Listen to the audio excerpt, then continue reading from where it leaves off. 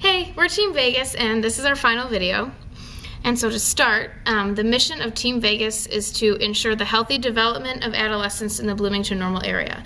Through the use of advertising and donation collection, we will improve conditions for children and foster an appreciation for learning and community.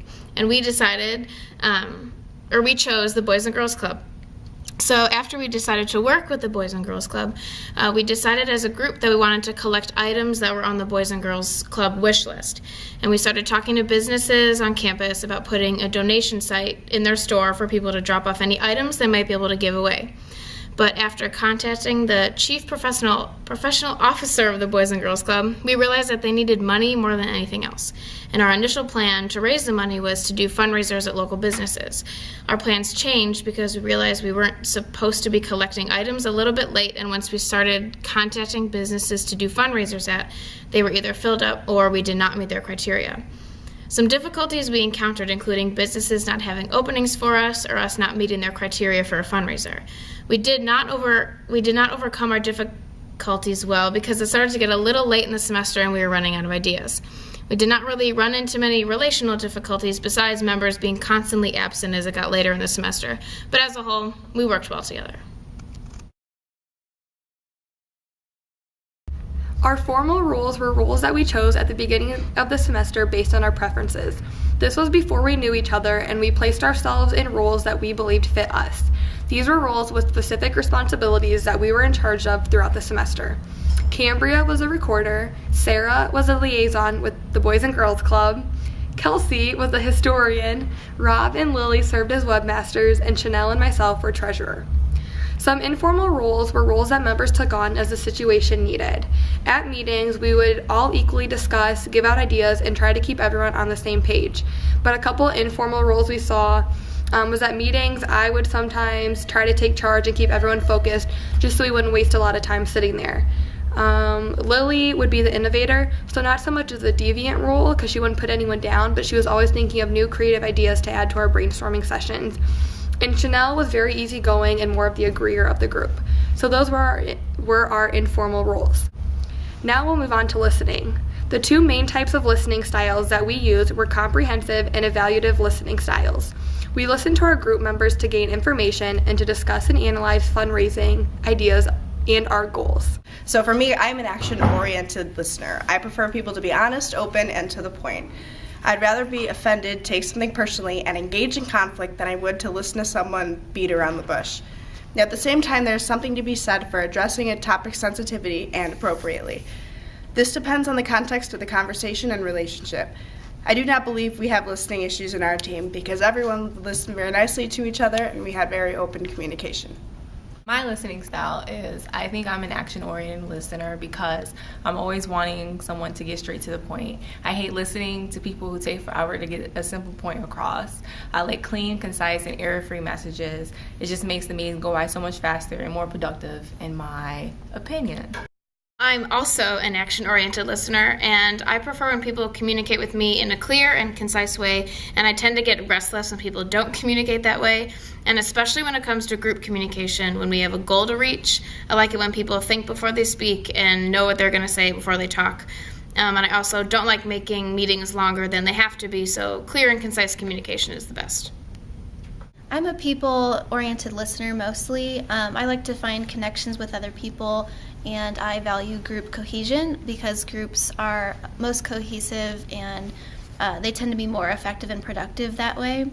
When I listen, I give people eye contact, and I also expect other people to give me eye contact in return because it makes me feel like I'm heard and other people feel like they're heard. In a team or group setting, however, I am a little bit more action-oriented as well, and that would be because the group has a goal and task to get done, so the action-oriented listening style comes into play then too. I am a time-oriented listener. If I think someone is rambling, I try to interrupt them or get them back onto the page that they started on. I like short and accurate messages. When I'm in a time-constricted conversation, I try to give hints so the person I'm communicating with knows that I'm under a time restriction. This affects my communication because I don't always listen carefully because I will be selective listening if someone is rambling. This is sometimes how misunderstandings and failed communication can occur when communicating with me. The next thing we're going to be talking about is the nonverbal codes that guide small group communication.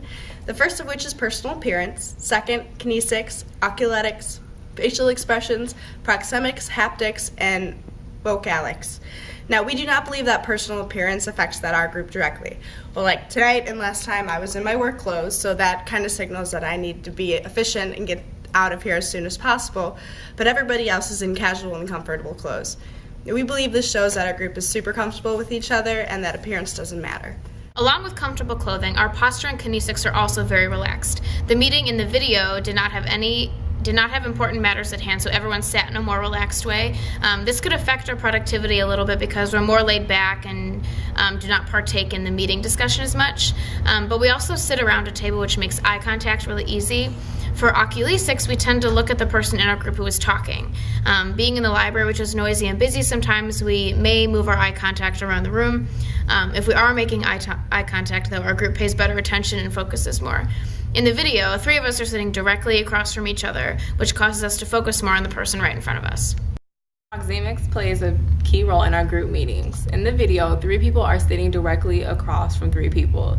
This makes communication easier among the members. Although we are sitting at a large conference-style table, we sit equal distance from each other, which gives a comfortable environment for communicating. If Rob was here, we did notice that our proxemics change. He tends to sit at the end of the table with more space between him and the rest of us. Our resting faces during meetings affect how we interpret each other's mood. Facial expressions are a key way of communicating in our group. If one group member offers a fundraising idea, other members' facial expressions can give away how they feel about the idea. On our meeting on October 31st, I offered the idea of my sister doing a piano performance for one of our fundraisers as a benefit concert for the Boys and Girls Club, and I noticed that our members' facial expressions gave away how they felt about the idea. This affects how I and the other members respond to ideas. If members make like a non-flattering face about an idea, I can then infer that they don't like the idea. However, if members smile and make eye contact, then it's likely that they like the idea. And also, when I offered the idea of my piano performance, or my sister doing a piano performance, that was me fulfilling my informal role of being an innovator, a creative, giving more ideas. Haptics have little to no effect on our group, and we rarely use touch. In our group, no one raises their voice or changes their pitch for power. We talk very relaxed with each other, just like our kinesics. This may also affect our productivity. No one seems too enthusiastic about our discussions, so we may easily look around the room for something else that grabs our attention. We used the 5-step decision-making process when we decided to do fundraisers at local businesses. The first step is clarifying the decision to be made. Step 2 is identifying possible decision options. Step 3 is gathering and processing the information. Step 4 is making or implementing the decision. And step 5 is evaluating the decision. We had the opportunity to do a fundraiser at Cherry Berry November 5th through November 8th. A percentage of all the proceeds for those 4 days were donated back to the Boys and Girls Club of the Bloomington Normal. If you went to Cherry Berry during those 4 days, thank you. So far, the only task outcome at this time is the Cherry Berry fundraiser. We are working on planning a bake sale, a Minute to Win It game, and also a benefit concert performed by Lily's sister. When it comes to the feelings about the general project, how it went, I feel as if a little bit disappointed that we didn't get to do a lot of the task stuff as much as we wanted to because there was just a lot of roadblocks along the way. But we did get along really well, so we don't hate each other's guts. As a whole, I think this project was okay. It could have been a lot better.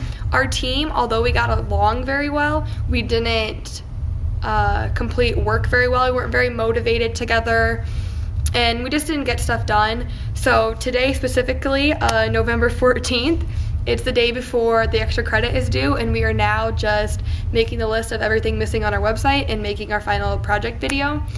We all knew that we had this to do the whole semester, and it just never got done. We kept putting stuff farther and farther down our to-do list. And also, as we got later in the semester, people stopped coming to our meetings, which was really frustrating, because if our webmaster wasn't here, then we wouldn't have anyone to update the website during the meeting or anything like that. It was really frustrating. Like I said, we all got along really well, so that was really good. It's just we weren't very motivated and we didn't get stuff done on time like I wish we could have. I'm also going to agree with Allie when we're talking about our feelings about the group. I mean, definitely like the majority of us, if not all of us, definitely got along really well, but I mean, that wasn't kind of like, I mean, I guess that's a kind of part of the group project and everything, but I feel like the biggest point of it was to actually do something for the Boys and Girls Club, like a little bit more than we have, and that didn't really happen. And I mean, we're not like pinning the blame on one person. Like, all of us could have done a lot better, but nothing came together, and I feel like as a group, just task oriented, I guess, did not really fulfill much, but like socially we all got along really well, so I mean, I guess it was fine. My advice to others if they wanted to do the Boys and Girls Club is that they need to contact the person in charge right away so that there's no misunderstandings like we had. Also, another thing is make sure that there's consequences for people missing meetings or not turning in minutes or agendas or anything on time. Basically, just be more in control of your group and of consequences coming out, and have fun. Be responsible.